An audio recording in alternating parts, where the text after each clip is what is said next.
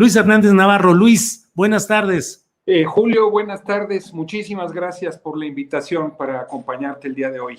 Al contrario, Luis, muchas gracias. Creo que es muy interesante que podamos hablar, analizar con los puntos de vista de cada cual respecto a lo que está sucediendo hoy en la izquierda mexicana, llegada al poder por la vía electoral, con el presidente López Obrador y con el gran dominio institucional de Morena en varias instancias de poder, pero al mismo tiempo, pues los problemas que se van acumulando en el país y lo que pareciera ser, pues una irrupción de la izquierda social. Luis Hernández Navarro, tú ajustarás los conceptos y nos dirás por dónde podemos entrar a esto, pero una izquierda social que desde los flancos ambientalista, feminista, contra industrias extractivas, se está expresando en muchos lugares, y hay una expresión concreta sobre la que me gustaría tener tu opinión y tu análisis, Luis, que es este conflicto reciente de la Coordinadora Nacional de Trabajadores de la Educación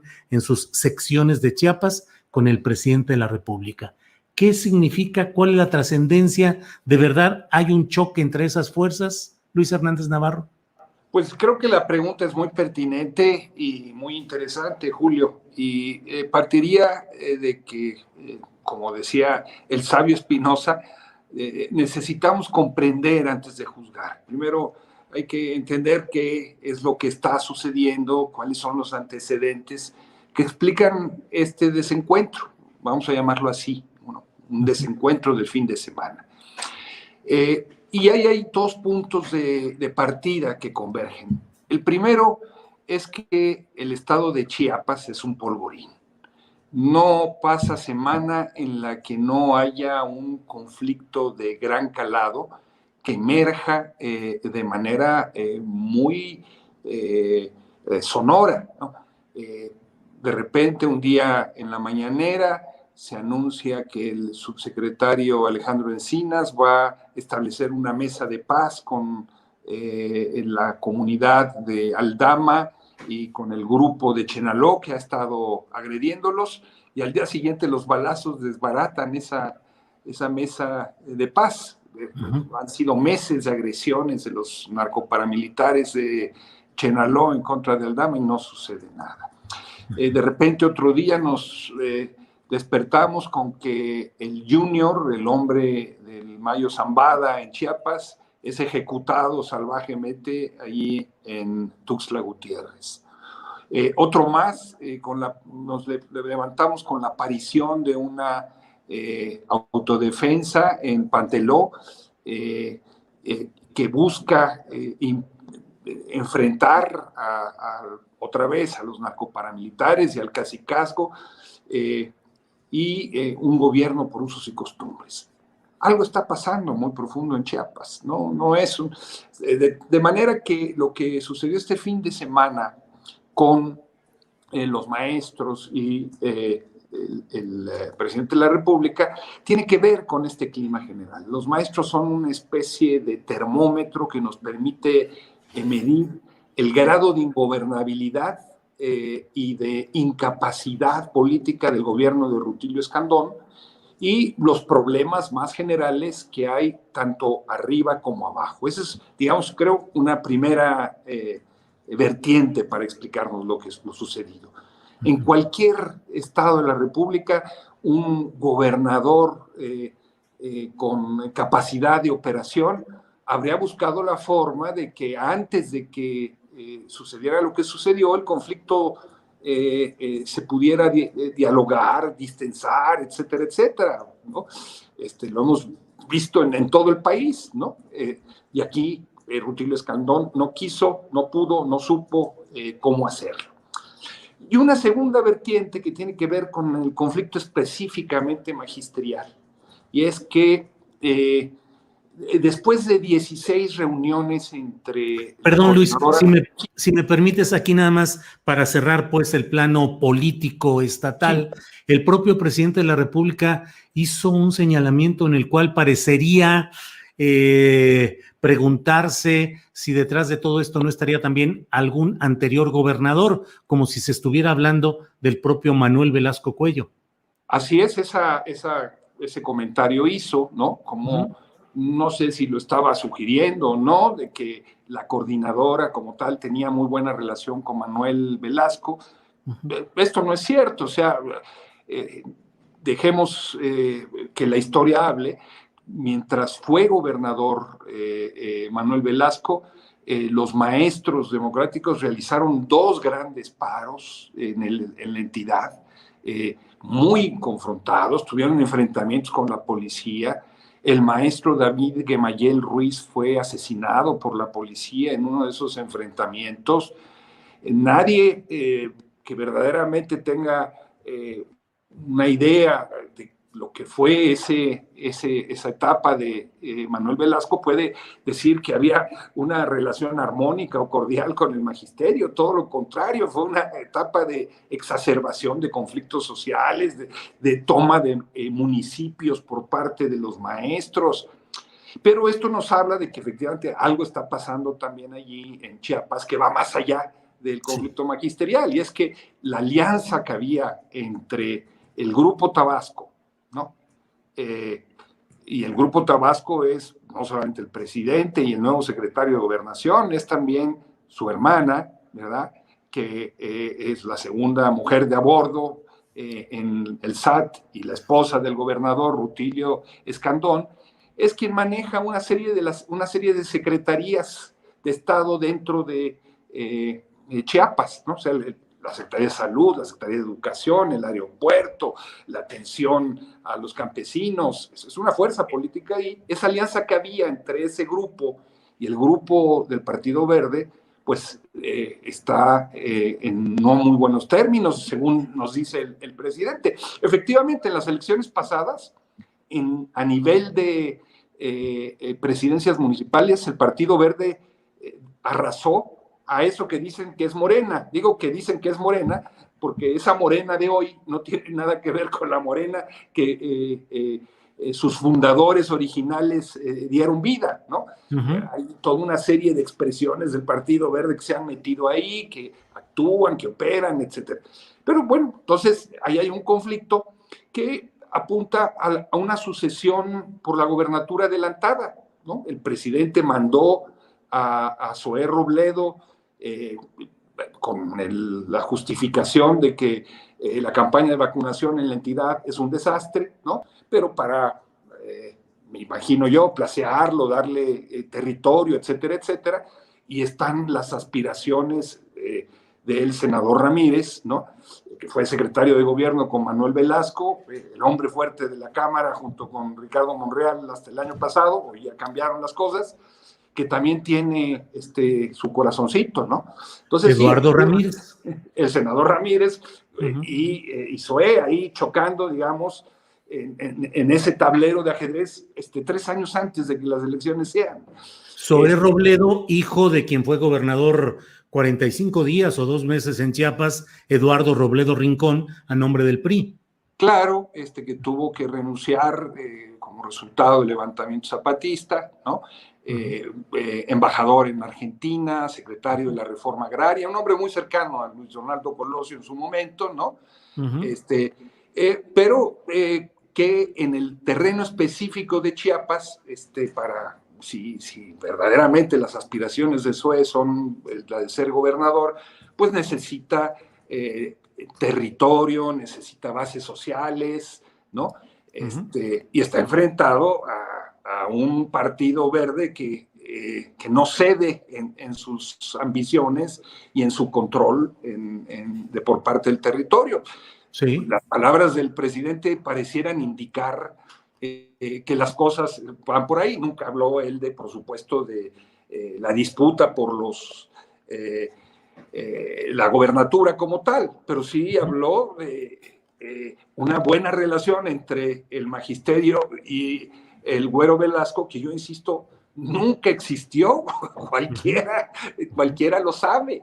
El mismo senador Ramírez, en su momento secretario de gobierno, sabe lo difícil que fue tratar y negociar en las condiciones en las que estaba el conflicto. Claro. Luis, Chiapas es un polvorín.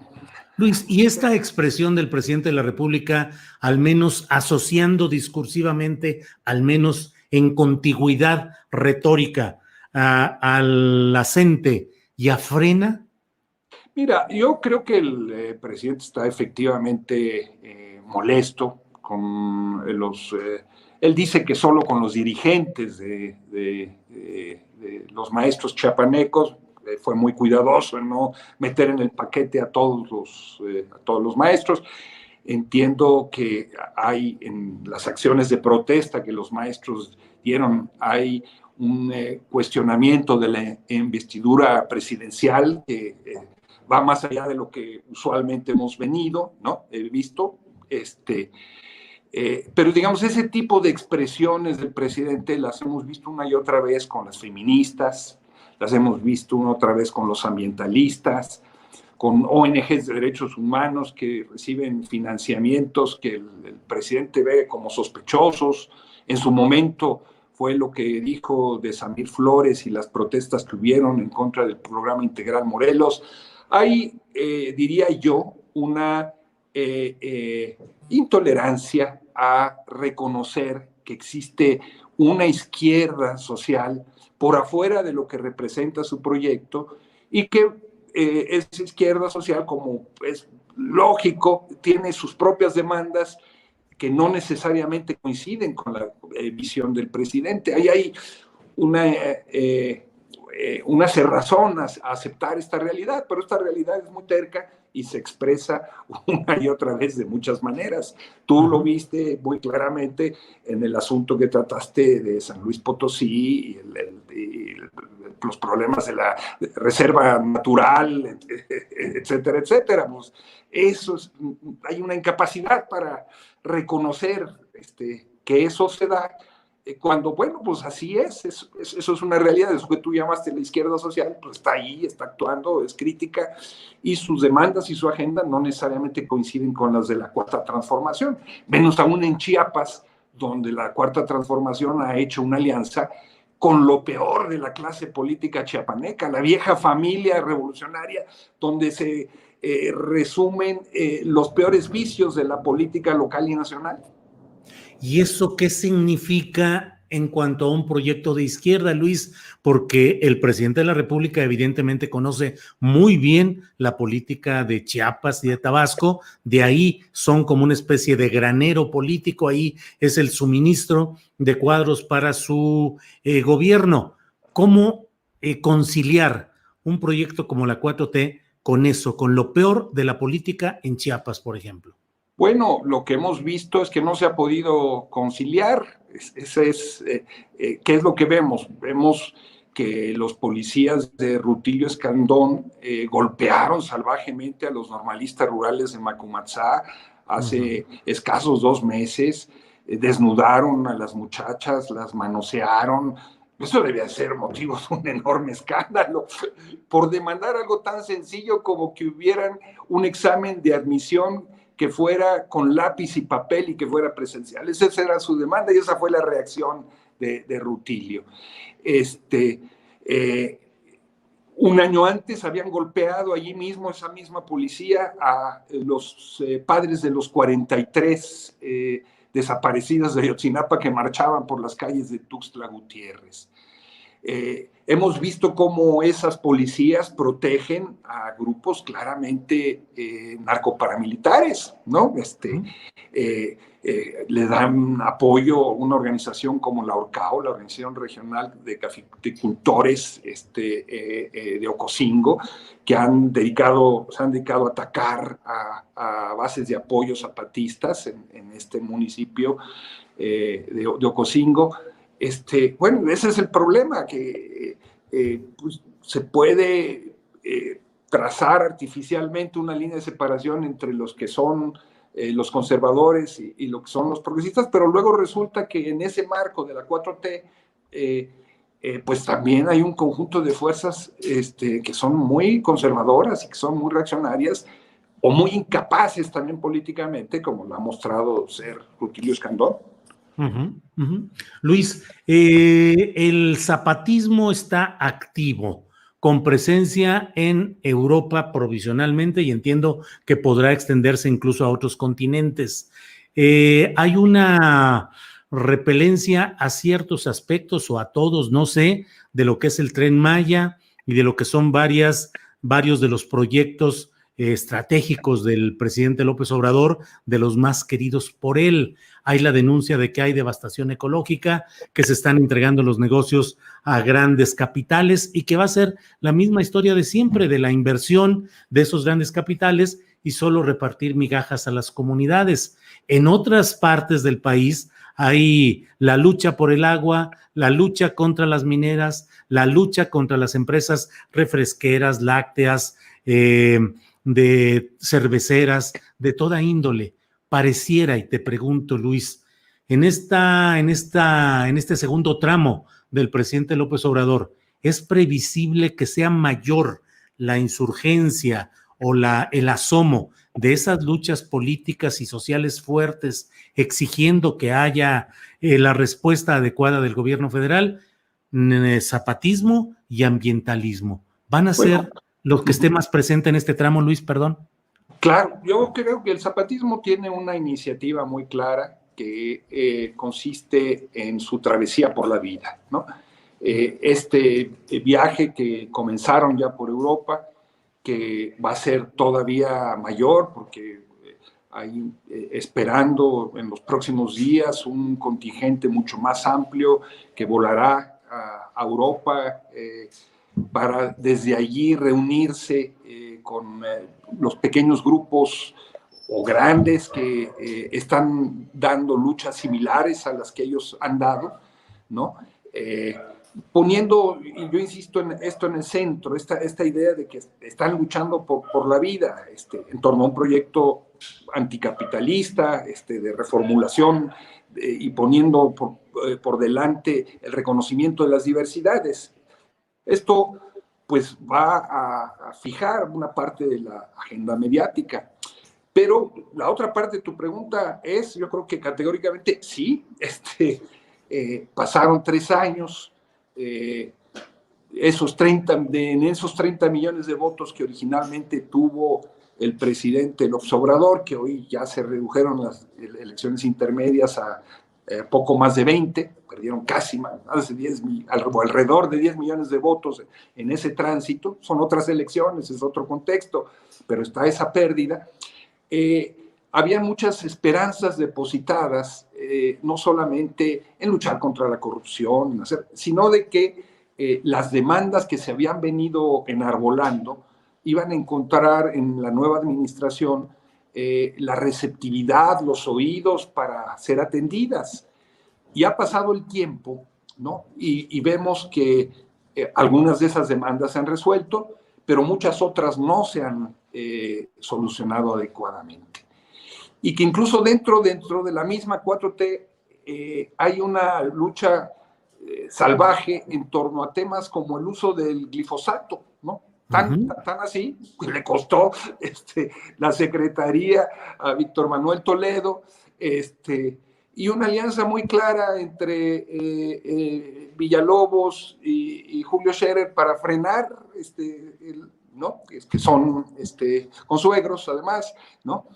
Para frenar la contención del uso del glifosato. Quiero decir que estas luchas entonces no solamente son desde afuera, también se expresan al interior, pero conforme avance el tiempo, pues ese periodo de gracia, vamos a decirlo así, que muchos movimientos le dieron al presidente va a comenzar a agotarse y vamos a ver conflictos sociales tal y como tú los describes, en el terreno del ambientalismo, en el terreno de los desaparecidos, en el terreno de los derechos humanos en el sentido más amplio, en el terreno indígena. El director del Instituto Nacional de los Pueblos Indígenas está en el exilio, le tienen tomado sus oficinas y tiene que funcionar quién sabe dónde. No, pues hay mucha inconformidad, ya lo vimos con los pueblos que tomaron la planta de Bonafont para luchar por el agua y por la vida. O sea, creo que vamos a ver efectivamente un recrudecimiento de esos conflictos porque el tiempo se agota y ese periodo de gracia que se dio pues comienza el reloj a tener cada vez más a sonar la alarma de que es el momento de solucionar. Luis, todo este tipo de análisis que estás haciendo, en este caso, la oportunidad de asomarnos a lo que sucede con la izquierda, suele generar en las redes sociales reacciones muy duras en las cuales descalifican todos estos ejercicios. Mira, José Rodríguez dice, ¿por qué no entrevistas a la otra parte para buscar el equilibrio? Únicamente le pasas el micrófono a los conservadores, a los derechistas. Silvia dice, no hombre, según este periodista, estamos en la lona. Cosas así, que resulta a veces pues muy peculiar el que la izquierda se niegue a analizar críticamente su propio trayecto. Me parece, Luis Hernández Navarro, que la historia de la izquierda ha estado precisamente, a veces hasta con exceso, metida en el análisis, la autocrítica, la crítica de lo que está sucediendo, porque de otra manera no se pueden tejer los caminos adecuados. Y hay quienes dicen, hacer este tipo de comentarios es ayudar al enemigo. Están dándole argumentos a la derecha y a los conservadores.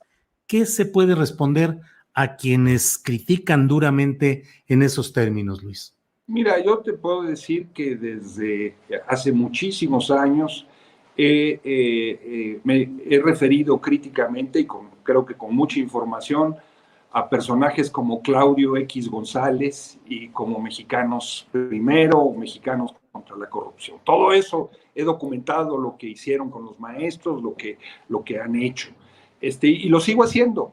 El problema es que luego se nos olvida, ¿no?, que, por ejemplo, Mario Delgado, el presidente de Morena, ¿no?, fue un aliado central de Claudio X González para sacar la reforma educativa de Peña Nieto en su momento. Mario Delgado en aquel entonces estaba en el PRD, pero Claudio X González se encargó de darnos a conocer un tuit en el que Mario le reportaba literalmente que se había aprobado la reforma educativa en el Senado en los términos en los que ellos habían empujado o pactado.